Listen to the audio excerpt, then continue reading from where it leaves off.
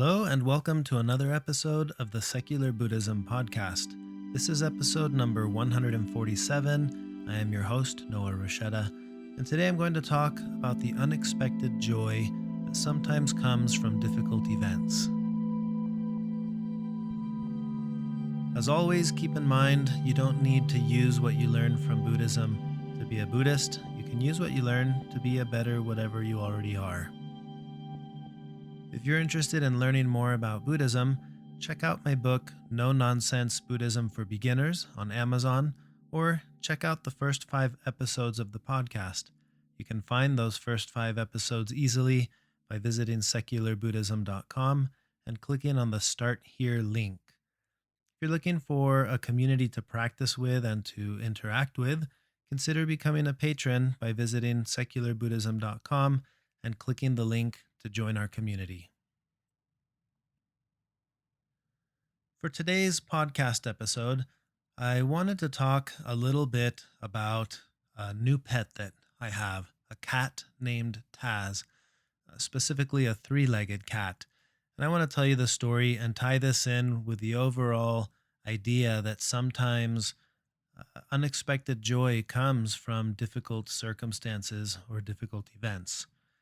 I often refer to the analogy of life being like a Tetris game, where the pieces that show up, we don't necessarily have control over what those pieces are. But when they do show up, we do the best that we can with those pieces to make them fit the best way we can into the game. And before we know it, we're dealing with new pieces. And I really like that analogy. And I think it's important to recognize that this isn't about liking the pieces that we get. It's about maintaining a little bit of open curiosity, if we want to call it that, to what this piece may bring, rather than being stuck in the moment thinking, here I am dealing with this piece that I really don't like. What if I was able to explore a little bit the idea that while I am interacting with this piece that I don't necessarily like, what could come of this? Sometimes that mental exploration can give us a sense of hope. And I want to talk about that a little bit. So, Taz is the name of our cat. Now, a little bit of backstory here. I am allergic to cats. I am not the person that you would picture having a cat because, first and foremost, I'm allergic to them. And second, I've never really identified, I guess, with cats. They seem to be very interesting personalities. They come around when they want something from you, and then they're gone once they get what they want. At least that's been my perspective of them throughout most of my life growing up. And that's why I would consider myself much more of a dog person. Now, my wife is even less of an animal person than I am. She is uh, what you would imagine someone who just doesn't like animals. She's the last person I would have ever imagined having an animal. So that's in a nutshell where we were about 6 months ago. And the kids have always wanted a pet. And we've toyed with the idea of one day having an outdoor dog, but it's too much work for our lifestyle and for where we live. It gets too cold in the winter. It would be too much work. So we opted to not have a pet dog. My wife grew up with a pet dog. I also grew up with a pet dog. So that would have seemed like the natural fit. But one day the kids were asking if they could maybe get a cat. So what happened was my wife's aunt, so their great aunt, had a cat who had kittens, and she started calling all of the cousins, and all of the cousins were suddenly getting cats. When our kids found out that all their cousins were getting cats, they started begging us if we could go pick up one of these new kittens and they could have a cat. Now, my wife jokingly said, well, ask your dad, knowing that I was for sure going to say no because I'm allergic to cats. And I surprised everyone by saying, well, sure, maybe we can. And right away she looked at me with this look of concern, like, what are you talking about? And we decided, well, maybe if it's an outdoor cat and it lives outside and we just build a little home for it, and we can put in a heated pad and things to help with the temperature because it does get cold here where we live, that perhaps it would be wise to have a cat that patrols around the house because we do live in a rural area out in the fields where there are mice, and those mice will sometimes get into the house. So the first line of defense would be an outdoor cat, or so we thought. And with that in mind, the kids were very excited to know we were going to get a cat. So we went up to the aunt's house to look at these kittens, and she had already given all of the ones she needed to away to all the cousins, and there were two left that she wanted to give away to someone. And we decided it might be best to take two instead of one, because if we got one, it might be lonely outside and run away. And if we had two, they could entertain themselves and would be less likely to run away since they would have each other. So we took the two cats, brought them to the house, and our plan started right away with having them live outside. And within a week and a half or 2 weeks of having the cats, things were going well. We had to go on a trip. I was doing a paragliding trip in California, and this was last year. I want to say it was August or September. And we took the two cats that were pretty new, they had only been at our house for a couple of weeks, to the cousin's house and asked them to take care of the cats. We didn't want to leave them here because it was too new of a place for them, and we knew it was very likely they would go missing.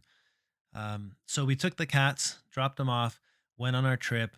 And when we came home from our trip, or while we were driving home from our trip, we found out that one of the cats had gone missing. This is Taz, the little male cat, the black cat. So he went missing. We came home. We hadn't fully bonded with these cats yet. So it was like, well, that's really sad.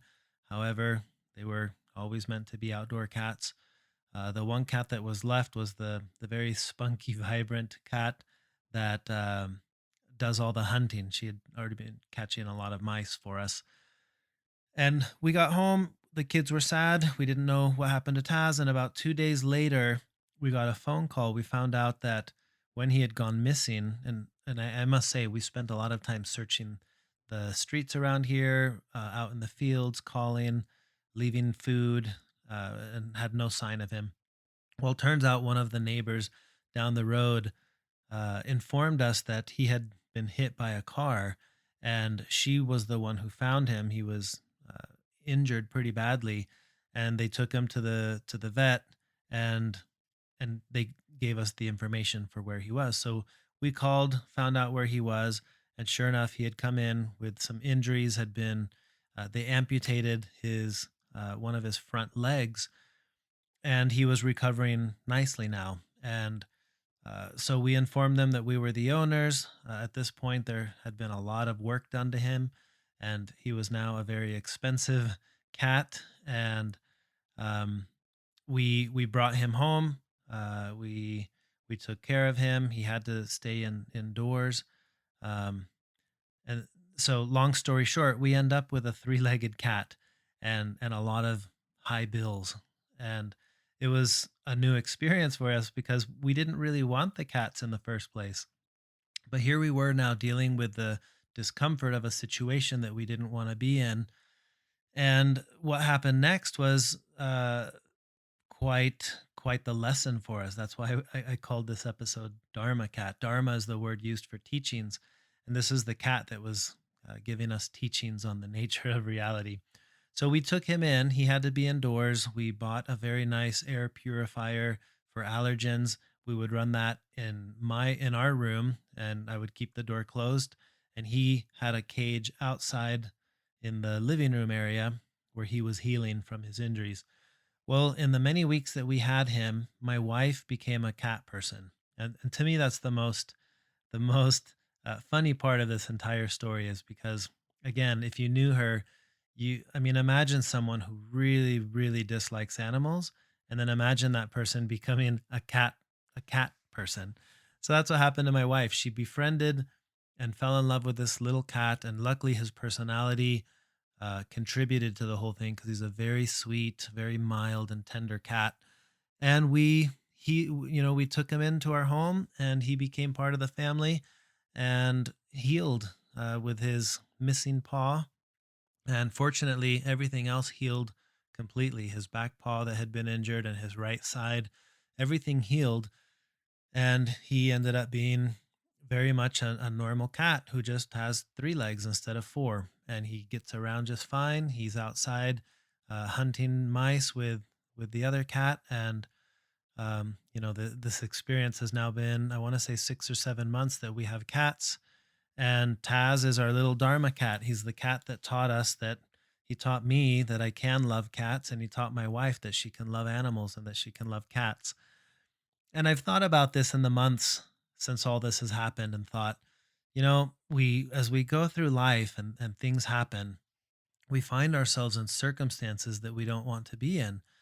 And it's very easy in that moment to want to reject the Tetris piece, to say, this is what I'm dealing with, but I don't want this.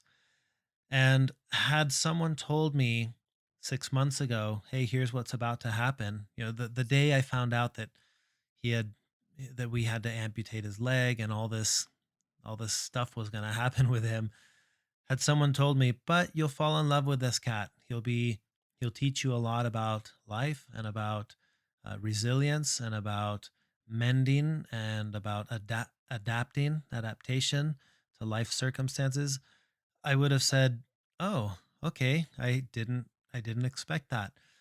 And here I am in the present looking back, right? Where we're really good at looking back and connecting the dots. Looking back, we can see, "Oh, okay. I'm glad that that happened because I learned this or this happened or that." But we're not very good at it in the present moment. So the concept or the idea I wanted to share in this podcast episode was, what if in the present moment, when confronted with difficult or uncomfortable circumstances, we could recognize that looking forward, we have uncertainty about what this is going to do for us. And that holding space, that open curiosity, may change the relationship we have with the circumstances in the present moment. So, for me, one of my common practices in mindfulness or meditation is that in the present moment, I like to look back and see the causes and conditions that allowed this moment to be what it is. And that's the practice of looking back, seeing the interdependent nature of things, looking back, right? Connecting the dots backwards. And that's been a very powerful technique to feel gratitude in the present moment for everything in the past, even the unpleasant moments. But this technique is doing the same thing looking forward. It's saying, in this present moment, whatever this thing is that I'm doing or that I'm going through, what's going to come of this? I think that would be the question that I would sit with. What will come of this? And the answer is, I don't know, right? The uncertainty, I think, is what's powerful here. So, what it leaves you with is possibilities, the open possibility of who knows what will come of this. And it may be pleasant things, it may be unpleasant things, right? You may think it's bad now, well, wait, it's going to get worse. Or you may think it's bad now, but at the end this will all be worth it. We don't know. Both scenarios are equally uncertain. And again, looking back, I can recount so many of the difficult moments of my past, things that I've gone through that I would never want to go through again, are are very directly connected to how things are now. I think of this podcast as an example. Had I not gone through the difficulties that I went through in my marriage and in my faith transition back in 2010 to 2012, I would have never explored Buddhism. I would have never started a podcast. And now I hear from people by email all the time who will mention how grateful they are for encountering the podcast or a book or any number of things that I've done since that incident that have brought improvement to someone else's life.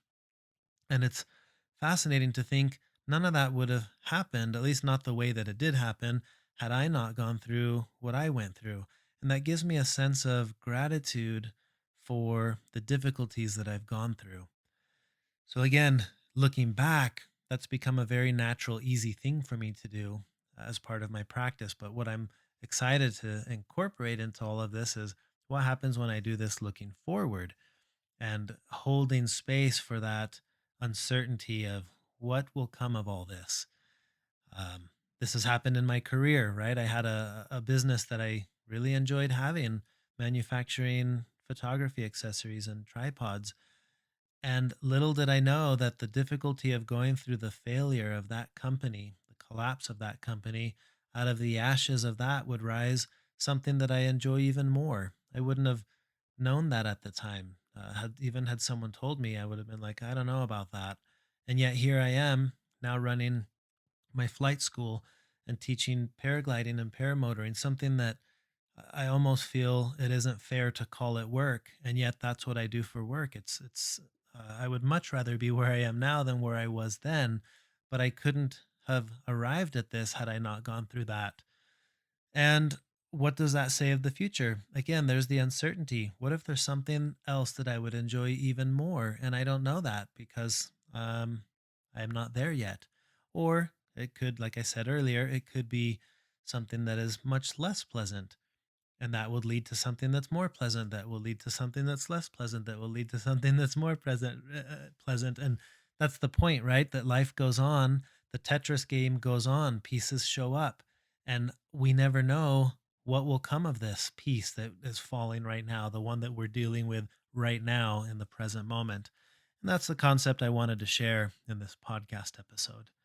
Um, I hope that this is an idea that may resonate for you as you analyze and examine the circumstances that you're in, whatever those circumstances may be, whether they're pleasant ones or unpleasant ones. Hold space for that question of, I wonder what will come of this. And the moment you bring up that question and you open up your mind to the almost infinite possibilities of what may come of this, I hope that that will give you a more open space in your mind to accept what will come next, to see that next piece and not dread it so much. Even if it's going to be an unpleasant Tetris piece that shows up, you don't know what comes next. And that'll be the situation that we're always in, never knowing what comes next. All right, that's all I have for this podcast episode. I hope you enjoyed this, and I look forward to recording another podcast episode soon. Until next time.